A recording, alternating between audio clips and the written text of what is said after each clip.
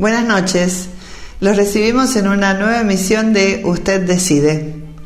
Hoy tenemos dos temas muy interesantes que vamos a desarrollar y que son de interés general. Los invito a compartirlo.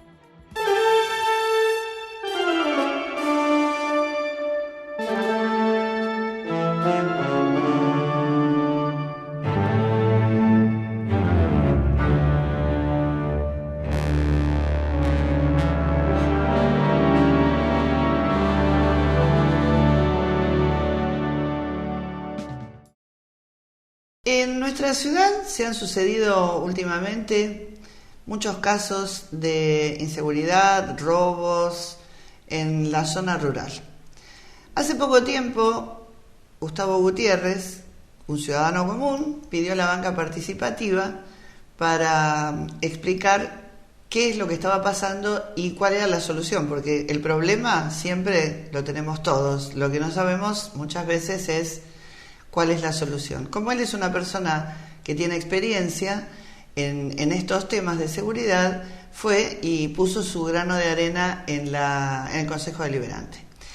Desde que él habló en ese espacio hasta hoy, se han sucedido por lo menos 4 atracos muy importantes dentro de la zona rural. Como esto está preocupando, por lo menos a mí y mucho, lo he invitado esta noche para que nos cuente qué es lo que está pasando y cuál es la solución que podemos darle a este tema. ¿Qué tal, Gustavo? Buenas noches, gracias por venir. Buenas noches, gracias a vos, Susana.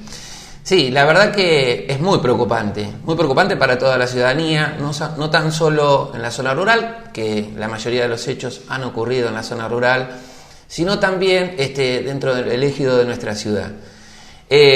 Nosotros tenemos que retrotraer nuestra memoria, que hace muy poco tiempo fue llamativo, por decirlo así, o un escándalo, el relevo del jefe y el subjefe de la patrulla rural detenido por extorsión.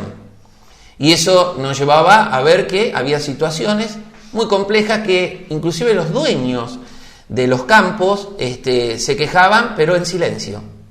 No llevaban sus quejas judiciales, no llevaban sus quejas a las autoridades, sino sus quejas eran entre sí. Se juntaban entre grupos, se les comentaba inclusive a alguna gente de la rural que la patrulla no circulaba, que ellos tenían miedo, que habían tenido robo de ganado, que en algunos lugares había habido atraco. Se releva la jefatura, se creía que se iba a trabajar de otra manera y lamentablemente vemos que no ha sucedido ese hecho, a pesar de que los esfuerzos del municipio por querer mejorar, por querer darle seguridad a la gente que vive en la zona rural, comprando y trasladando la patrulla rural donde se encontraba, que era la terminal de ómnibus, al predio de la rural, invirtiendo, no se ha logrado el objetivo y eso es un tema de reubicación, pero también de planificación para que trabaje la patrulla rural en conjunto con la comisaría primera y segunda de Mercedes. Y estos casos que se siguen dando, porque incluso esta semana me mandaste otro WhatsApp con otro robo, y o sea, casi todas las semanas, porque yo te lo había pedido, me estás mandando cosas que van sucediendo, que muchas veces incluso no las vemos en el diario, ¿no? ¿De qué manera se puede solucionar este tema? Porque esto es realmente preocupante y si de pronto se da en la zona rural, nadie nos dice que no se tiene por qué dar aparte, ¿no? Pero nadie nos dice que también dentro de poco este mismo modus operandi lo tengamos en la ciudad. Bueno, es que en realidad sucedió dentro de la ciudad. Uno de esos hechos es en la 1 y 118, la familia Escaso, que lamentablemente rompieron el alambrado, un individuo que sale corriendo mientras su hija estaba durmiendo dentro de su casa y ellos llegan al lugar volviendo de hacer unos mandados y se encuentran con un delincuente que sale corriendo.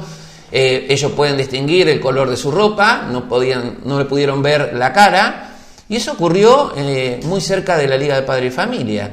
Entonces lo que uno se pregunta es, a ver, si estamos teniendo 2 comisarías, si tenemos mayor personal, si se hizo una inversión muy grande del municipio, porque el municipio tuvo que poner 11 millones de pesos de Mercedes, más los 2.400.000 que habían venido de la provincia que no alcanzan para nada. Si la municipalidad no hubiera puesto los 11 millones, la policía no funcionaba durante todo el año. Acá lo que hay que hacer es que todos los pies del tema de seguridad, tanto la justicia, el poder político y la policía, se sienten en una mesa, diagramemos cómo queremos que las cuadrículas en conjunto entre la policía local y la patrulla rural conformen un mapa del delito y empezar a trabajar, porque también sabemos que hay escasos móviles policiales en la propia patrulla rural y en las propias policías comunales. ¿Y eso por qué? Bueno, falta de fondos. O sea, si la provincia no gira o no se compran patrulleros, el problema está que es muy difícil. Hoy anduve amplia zona de nuestra ciudad, lo que ha crecido Mercedes hacia el lado de la Ruta 41, el sector detrás del barrio de Baduarte, es impresionante. Entonces, más se van ampliando los barrios, más se van ampliando las zonas, y si vos quedás con el mismo capital humano, en este caso cantidad de policías y los mismos cantidad de patrulleros, va a tener un déficit de seguridad importante. Yo sé que los esfuerzos el intendente lo ha hecho, pero acá hay un problema mucho más grave. No solamente los medios que le han otorgado el propio municipio, sino también la capacitación y el control de la función policial. ¿Y de qué manera se puede prevenir? Porque comentábamos el otro día cuando estuvimos conversando que casi todos los hechos que se solucionan o a los que se les da intervención ya sucedieron. Mientras tanto, la gente ya recibió ese golpe de entrar a su casa, de encontrar todo revuelto, o que se llevaron pertenencias o cosas importantes.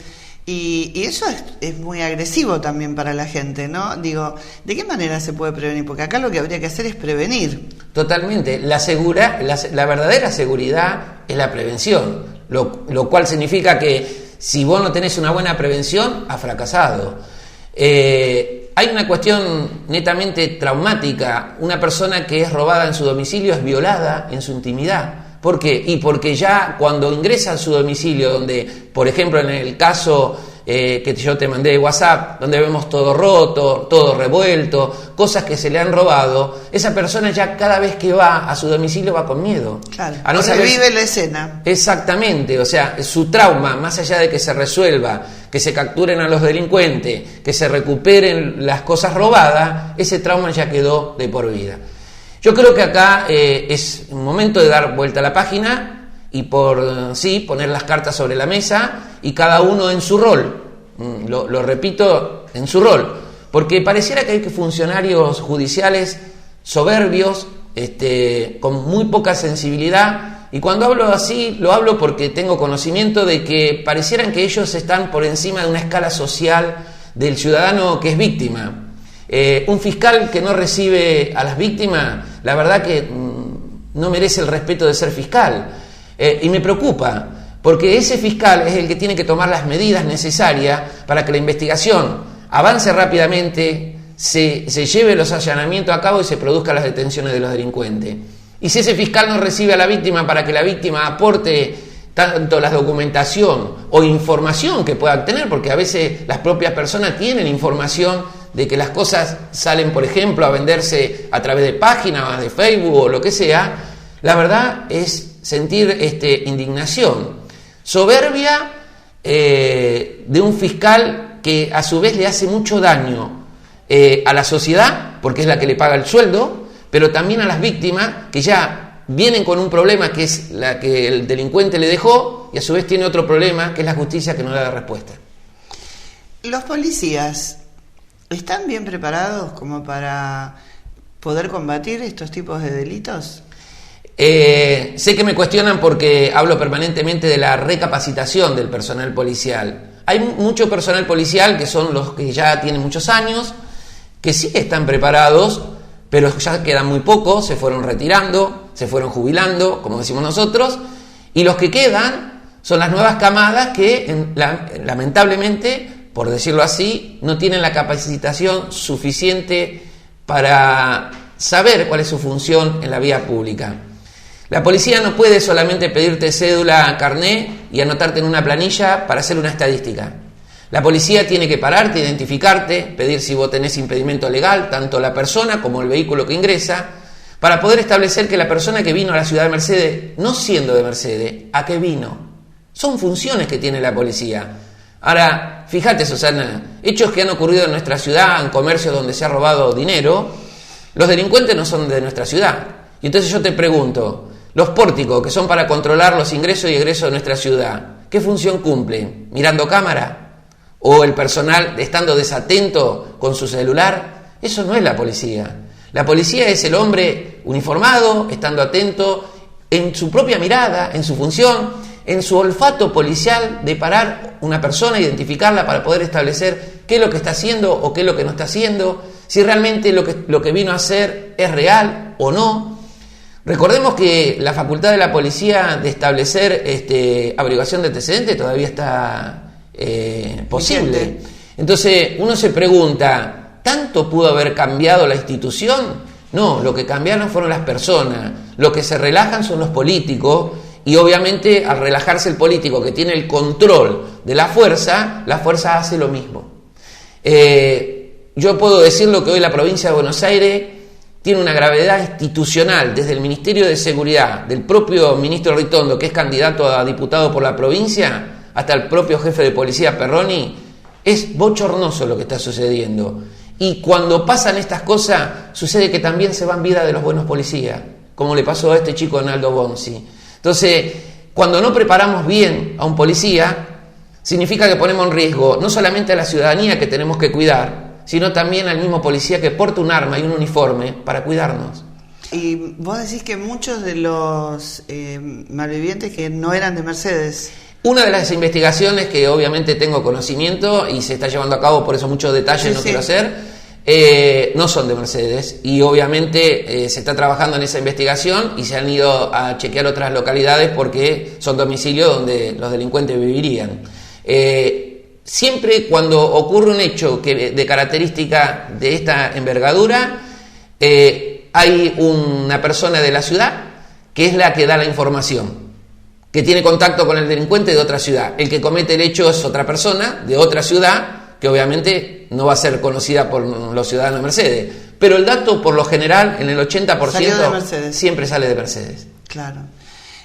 ¿Vos pensás que se ha incrementado, no es cierto, ahora en la zona rural en los últimos tiempos esto? Totalmente, y no lo pienso yo. Están los datos que me olvidé de traerte de la Procuración General de la Corte. La Procuración General de la Corte tiene estadísticas que han subido en toda la provincia de Buenos Aires, en toda, y en todos los delitos, robo, hurto, abuso deshonesto, secuestro extorsivo. La Procuración te hace una estadística comparativa de año a año, 2017, 2018, 2019 todavía no salió, pero 2017-2018 ha crecido muchísimo y ahí no son datos que se puedan mentir, no, porque son IPP. ¿Qué son las IPP? Son las causas, inicio de las causas de instrucción. Entonces, cada causa que ingresa a una fiscalía va a parar a una central de datos que es la Procuración General de los Delitos que lleva la provincia de Buenos Aires. Pero si se había hecho tanta propaganda y tanto no sé, se dijo tanto que se había combatido el delito, que se estaba combatiendo más intensamente. ¿En qué quedamos entonces? Yo creo ¿También publicidad? Que la realidad mata el relato.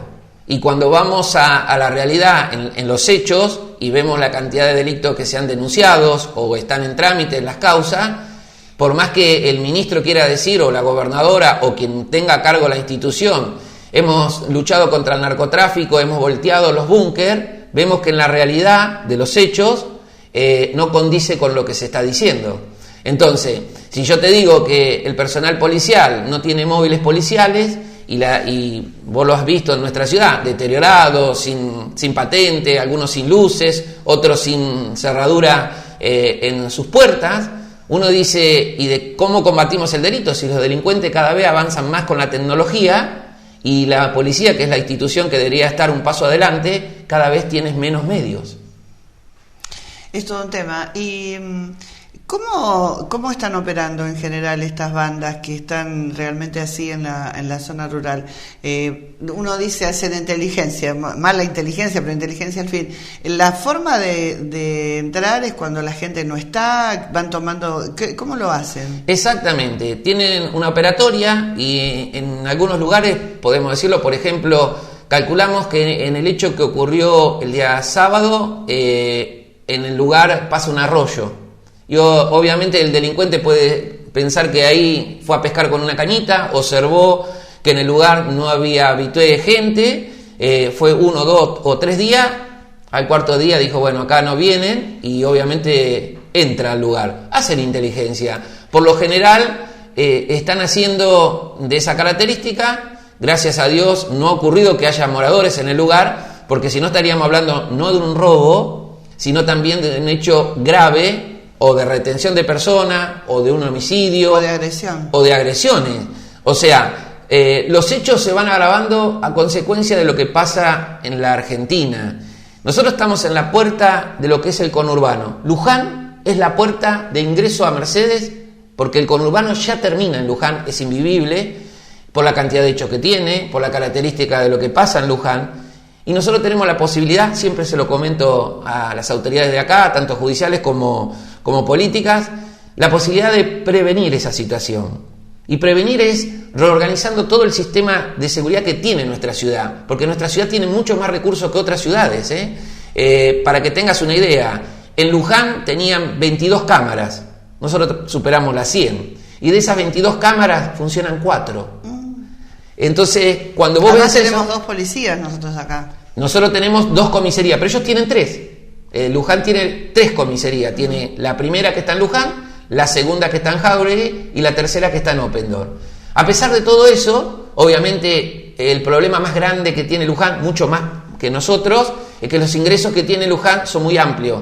Tenés la autopista del oeste, claro, donde te desparrama, de por sí decirlo. Después tenés la ruta 5, ¿no? Y tiene ingresos... Claro, más vías de acceso. Más vías de acceso. Nosotros no. Por eso siempre digo que todavía estamos a tiempo, pero el tiempo también se acaba.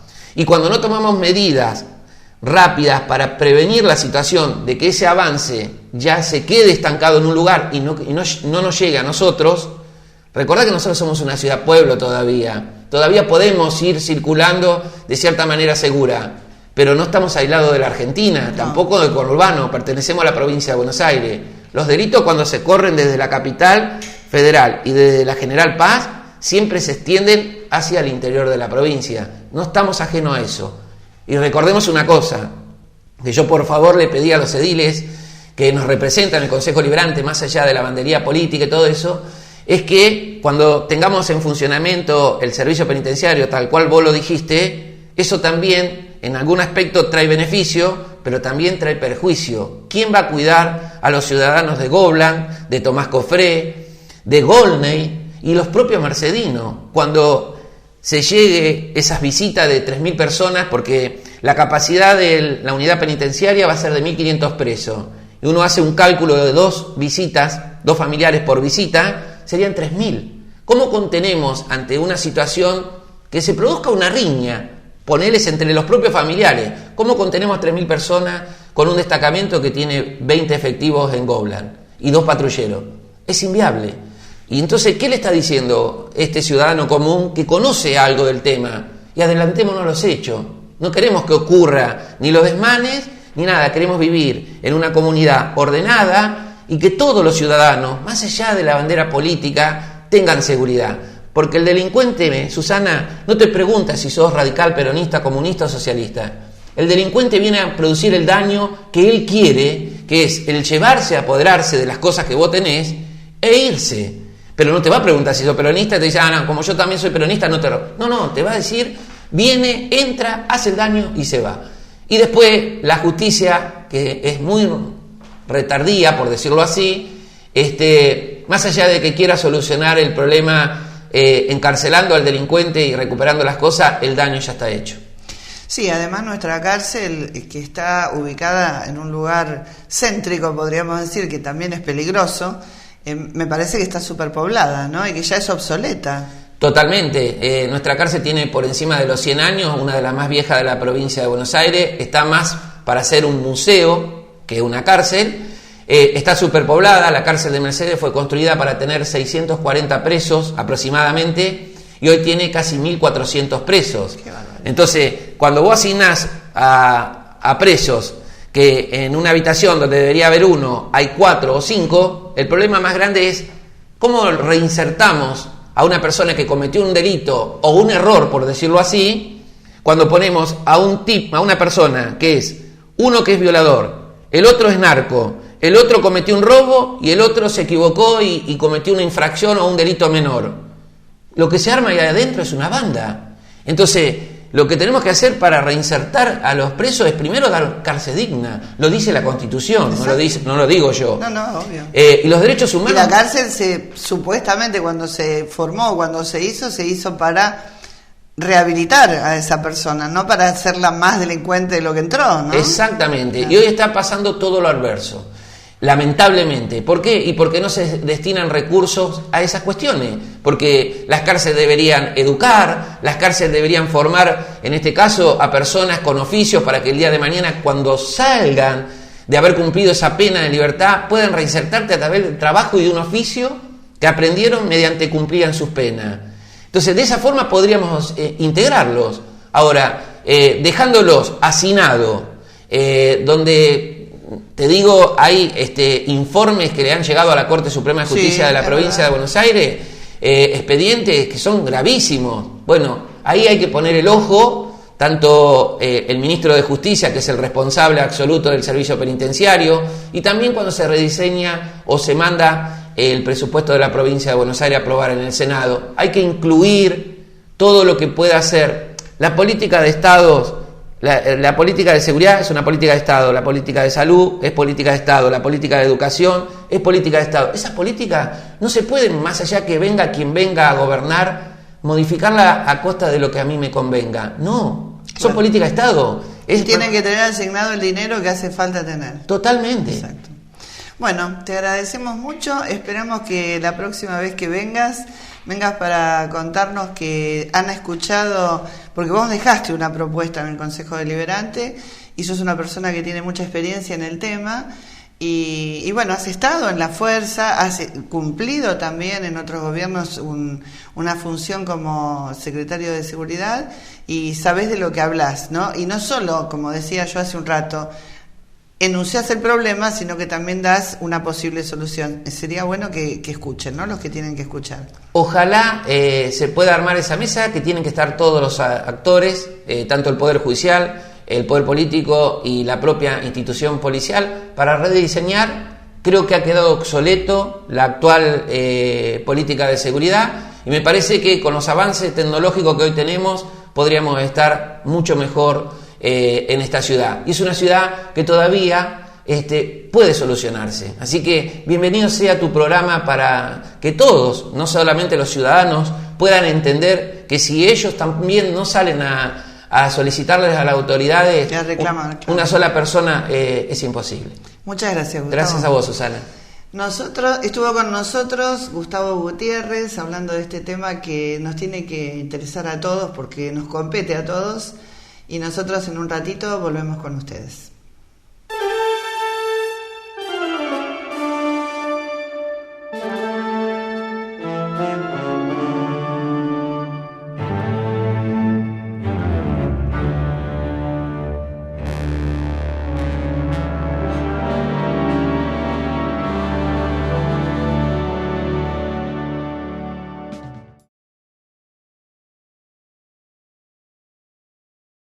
Consejo Deliberante de Mercedes. Caja de resonancia de las voces de todos los vecinos. Venimos del pueblo y al pueblo nos debemos. Geodesia Viajes y Turismo. Tu viaje, nuestro compromiso. Calle 14, esquina 23, número 552, teléfono 02324 423-407, Mercedes, Buenos Aires.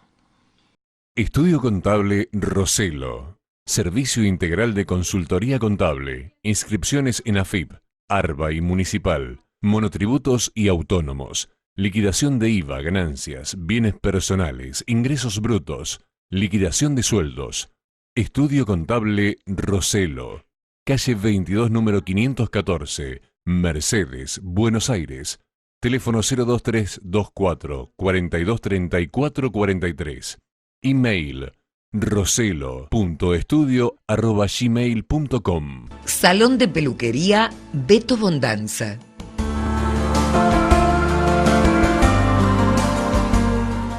Reserva de turnos al 15 46 96 51. Asociación de Trabajadores del Estado, Seccional Mercedes. Con los trabajadores, un Estado popular es posible. ATE siempre está. Avenida 17, número 688, esquina 30. Teléfono 02324 42 73 94.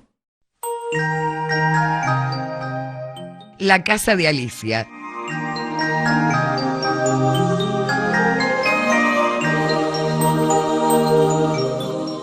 Repostería artesanal dulce y salada.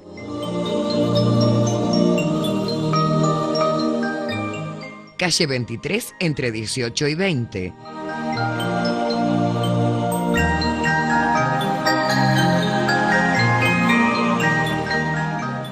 Teléfono 42 70 70.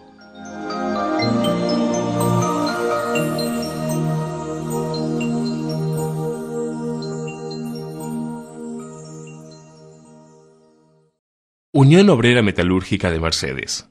Nuestro compromiso es seguir trabajando para la jerarquización del trabajador metalúrgico.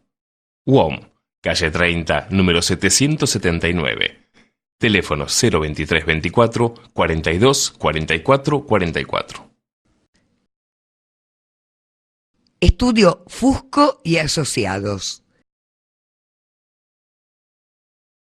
Casa Valero, Restobar temático. Propuestas lúdicas y culturales. Cocina casera con platos exclusivos y nuestras tradicionales picadas. Visítanos en calle 26, esquina 23. Estamos en Facebook e Instagram como Casa Valero, un lugar distinto para compartir con amigos. Estética Mila, de Graciela Nievas. Cosmetología, manicura,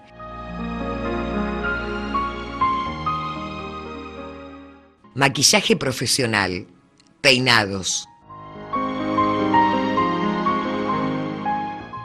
Consúltenos al teléfono 15 69 66 17 o al 422 460. Graciela Nievas, una profesional al servicio de su belleza.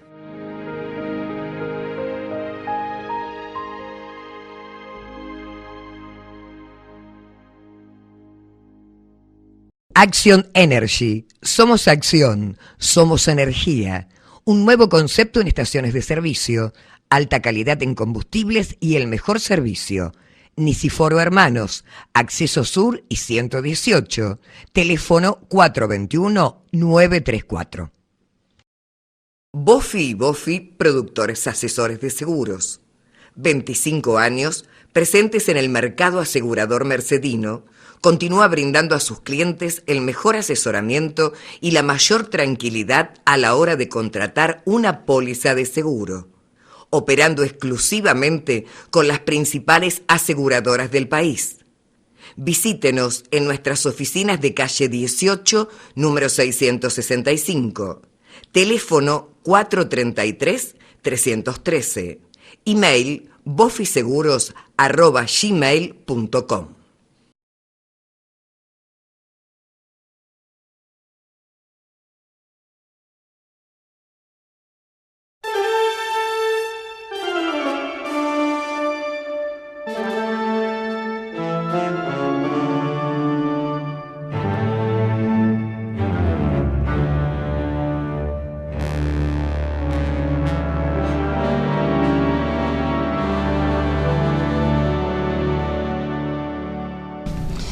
Estamos nuevamente con ustedes y me acompañan en este bloque la doctora Josefina Kelly, candidata a concejal por el Frente de Todos, y la concejal Mariana San Martín.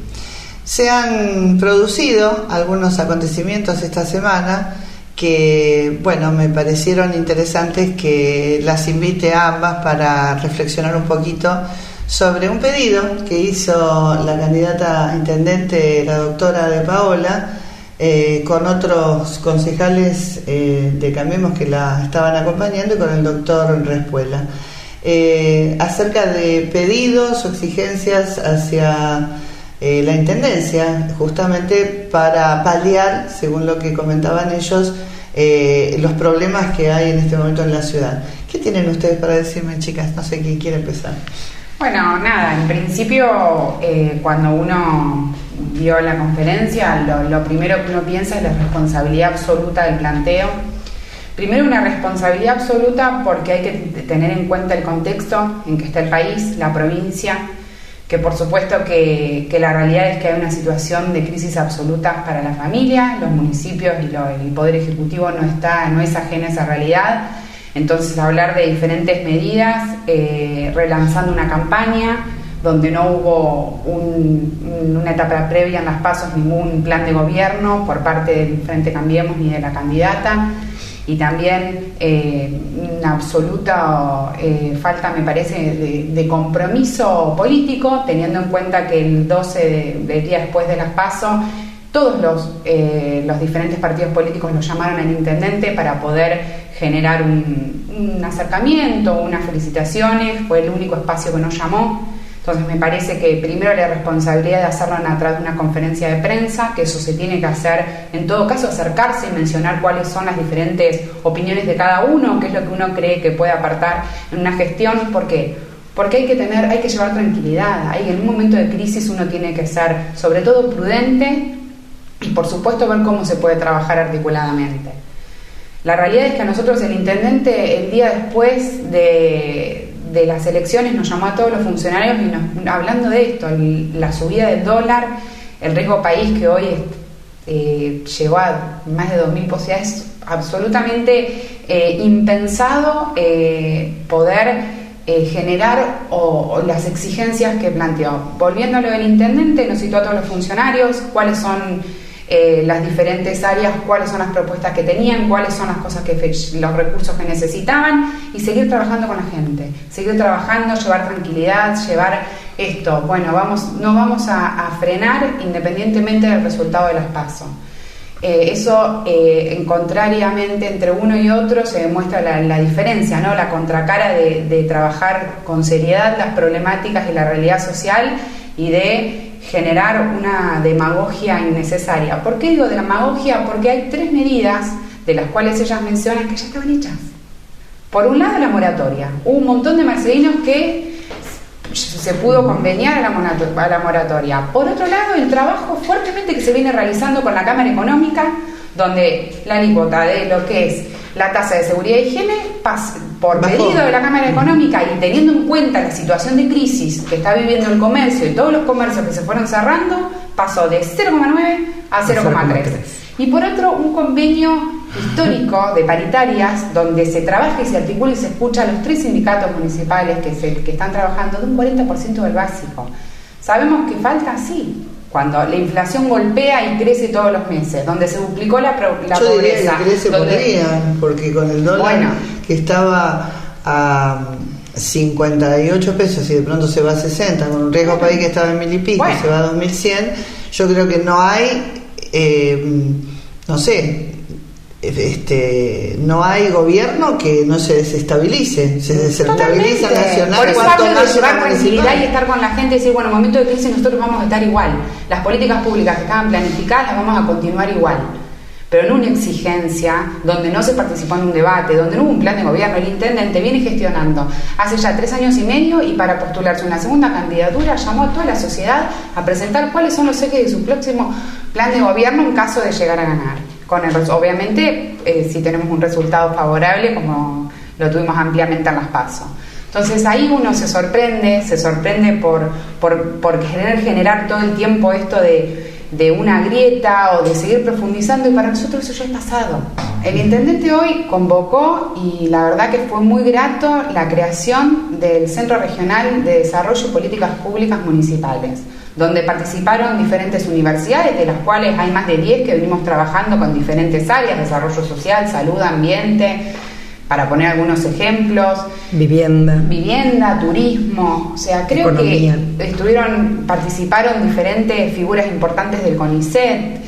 O sea, creo que ahí está el eje, en pensar políticas públicas a futuro, a largo plazo, y que termine siendo políticas de Estado, ¿no? Totalmente. Más allá de que el partido sea el que vaya a... Y además lo que tiene de interesante este centro de investigaciones que lanzó el intendente es que esto se puede dar, ¿por qué? Porque hace 4 años que se gobierna planificadamente y se pudo llegar hasta acá, a tener este centro de investigaciones por todo lo que se hizo antes. Y porque estaba previsto con la Exactamente, porque lo que hizo el doctor Usterros es prepararse antes de ser candidato, se preparó para ser candidato, se preparó para ser intendente, hizo un plan de gobierno que hoy ya tiene casi 4 años y ha podido, amén de la crisis, amén de no tener el mismo color político de la provincia y de la nación, pudo cumplir esos objetivos.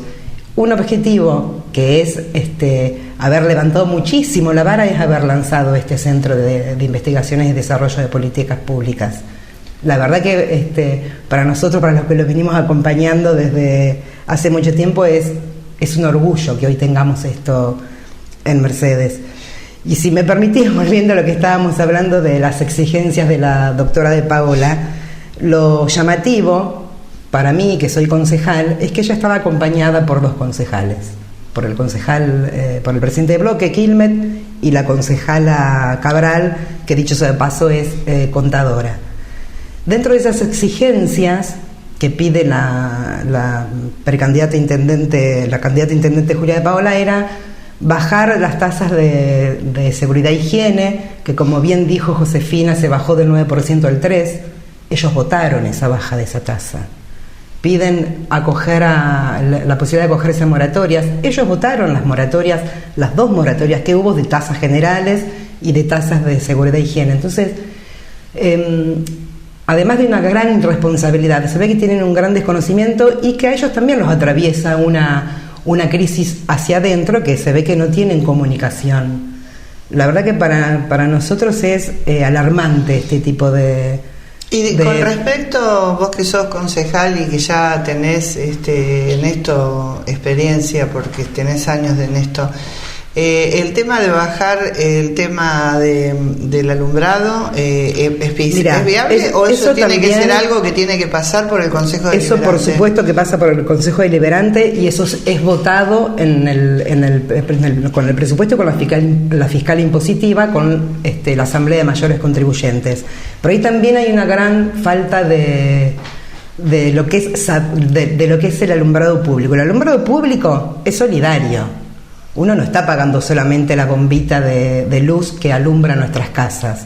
El alumbrado público en una ciudad también estamos pagando las horas de las personas que trabajan en el alumbrado público, estamos pagando las fiestas que ha generado este gobierno y que ha revalorizado las que ya teníamos, que eso también le deja dinero a la ciudad. O sea, hay toda una apuesta en lo que es el alumbrado, que no es se le llama alumbrado público, pero no es solamente el alumbrado público. ¿Y algo no va a los bomberos?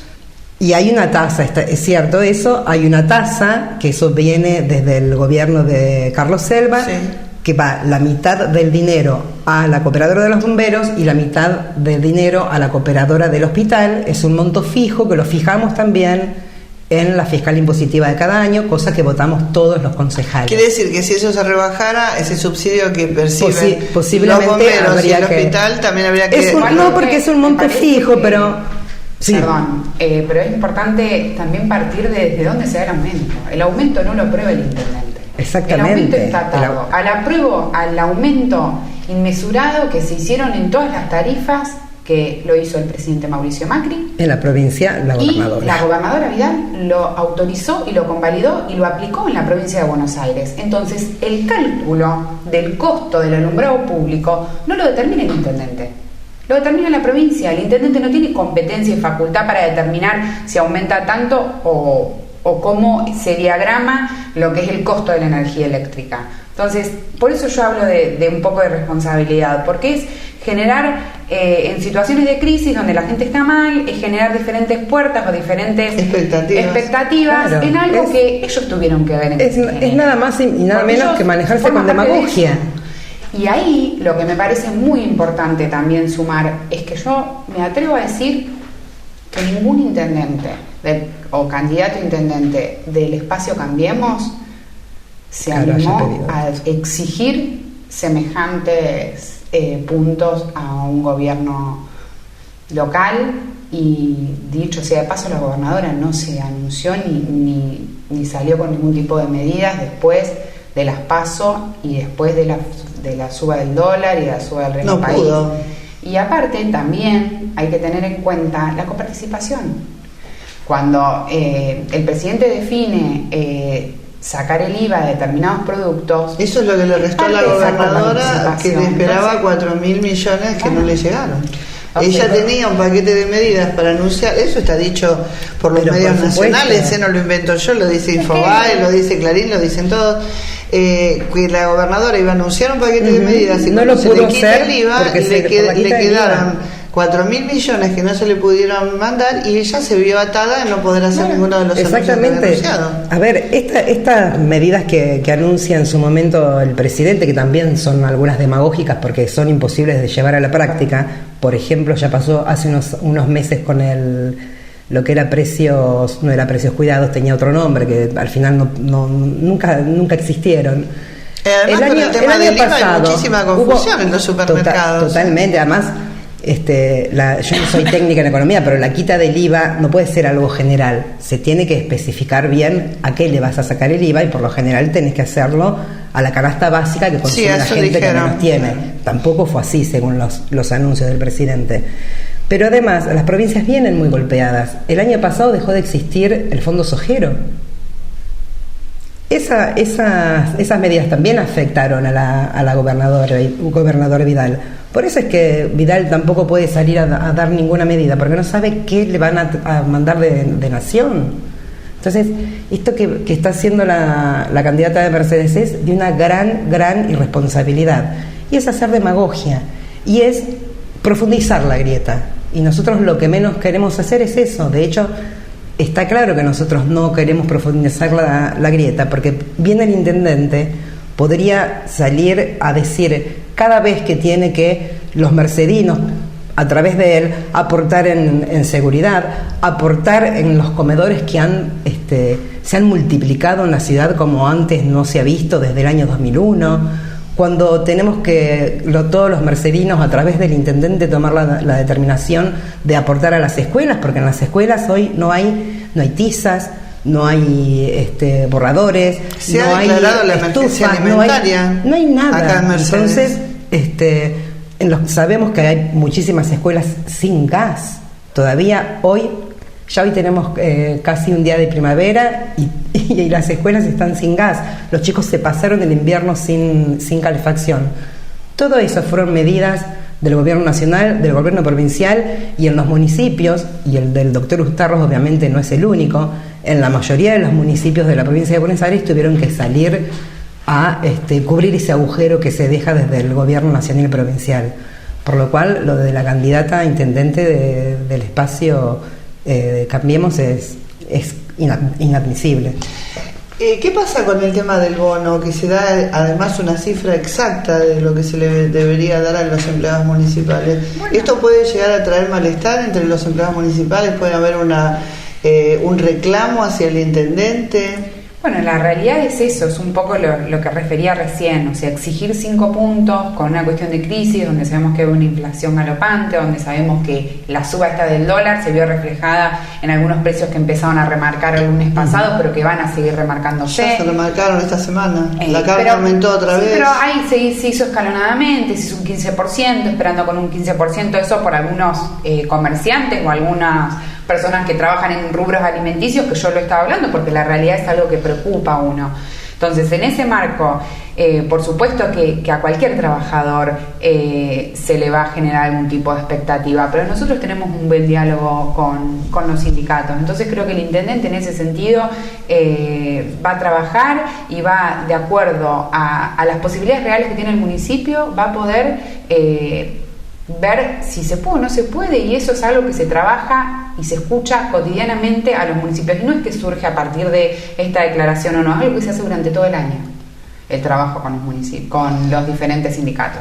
¿Hubo algún movimiento, vos que estás dentro ya del Consejo, después de las declaraciones, porque lo escuché también en esa conferencia de prensa que la transmitió para nosotros nuestro colega Cristian Falabella, porque nosotros al estar en la radio no podemos ir, que de paso le agradezco públicamente, de noticiasmercedinas.com, lo escuché al concejal Quilmes que dijo que eso lo iban a trasladar a comisiones para trabajar y que si había que hacer una reunión ordinaria o extraordinaria en el Consejo, se iba a tratar en el Consejo. ¿Se puede volver a tratar algo? Te lo pregunto desde mi ignorancia en esto, ¿no? ¿Se puede volver a tratar en el Consejo algo que ya fue tratado? El año pasado ellos tuvieron un intento, hicieron una presentación, no recuerdo si fue el año pasado o el año pasado, y la contestación fue que hay que estudiar un poquito más.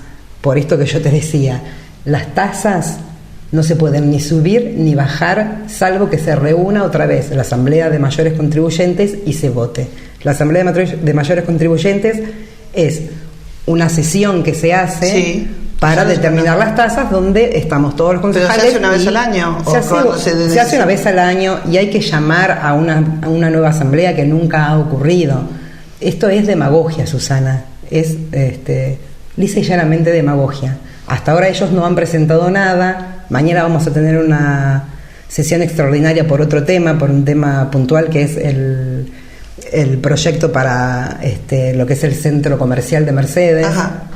Que el lunes no lo acompañaron, ni siquiera nos dieron quórum para poder constituirnos en comisión, también por una cuestión que es falta de conocimiento, porque lo que nosotros tenemos que aprobar en ese caso era la ocupación del espacio público, que es lo que nos compete a los concejales, y ellos salieron con que no le quedaban muy claros los llamados a licitaciones que había hecho el municipio, tema que a nosotros no nos compete, salvo en mayo cuando se aprueban las cuentas o no.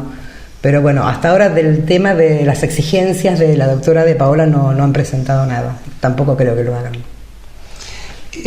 Bueno, la pregunta del millón, de todas maneras yo la voy a entrevistar próximamente seguro a la doctora de Paola, pero la pregunta del millón, entonces, ¿qué objeto tuvo esta conferencia de prensa? Si evidentemente ya está aprobada. Aparte, si la tasa, que es verdad, ya se bajó al 0,3, ¿a dónde se tendría que bajar? Habría que anularla directamente. Imposible.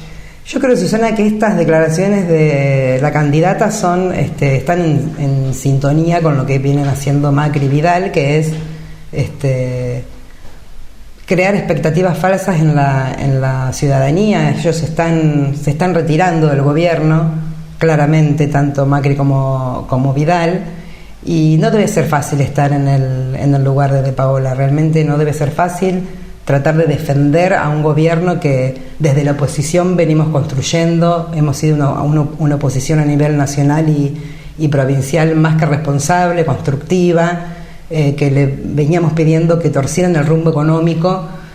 Claramente no lo hicieron, porque lo que venían a hacer es lo que hicieron. Y acá en lo local hemos sido y somos un oficialismo, un espacio que hemos construido, que de la mano de un intendente que se ha instalado como un líder no solo político, sino como un intendente que la verdad que le ha abierto las puertas a todos los mercedinos. Como te decía recién, ha sostenido la crisis que nos tocó vivir a causa de las decisiones políticas de la provincia y de la nación.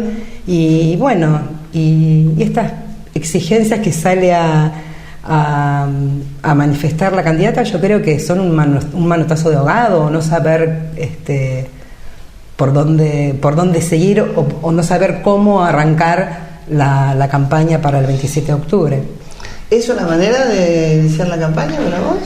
A ver, no me parece una manera de iniciar la campaña, lo vuelvo a repetir, lo dije al comienzo del programa, no hubo una participación de ese espacio en debate, la candidata de Paola no se presentó en el debate, tampoco hubo una propuesta de diferentes ejes de gestión o cuáles son las propuestas del plan de gobierno. Para mí exigir algo de lo que hoy está presentando es querer aparecer en escena, me parece que no es la forma, me parece que yo en este sentido no es que disiento, sino que espero que no sea algo, una línea provincial y nacional, porque tanto a nivel nacional Alberto Fernández se comportó de otra manera y a nivel local nosotros en estos 3 años y medio de gestión demostramos que somos diferentes, que la grieta no la hacemos nosotros. En temas de seguridad lo podemos decir, nosotros salimos recién a decir cuántos recursos poníamos cuando ellos empezaron a hablar de seguridad y la plata que gira el ministerio. Entonces fue ahí cuando dijimos, bueno, no faltemos a la verdad es esta.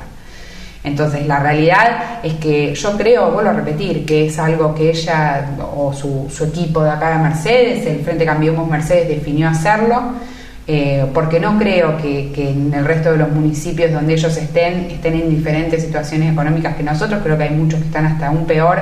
Entonces la realidad es que no me parece factible que alguien que esté trabajando cotidianamente con los vecinos y sabiendo la crisis que hay, realmente no le importe esa situación y tengan un discurso unificado en la provincia de Buenos Aires los candidatos a intendentes. No, me atrevería a decir que no.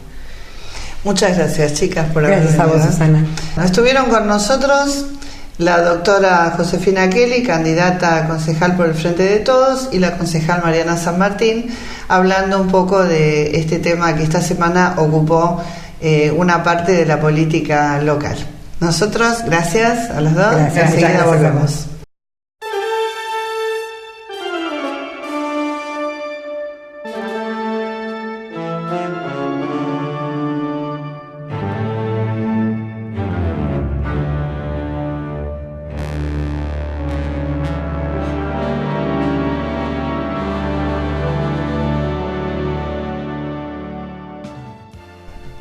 En este momento final quiero hacer una pequeña reflexión acerca de momentos muy complicados que está viviendo nuestro país, fundamentalmente a nivel económico, y esos problemas económicos repercuten ineludiblemente en todo lo que tiene que ver con aspectos sociales y de la vida de todos los habitantes de nuestro país.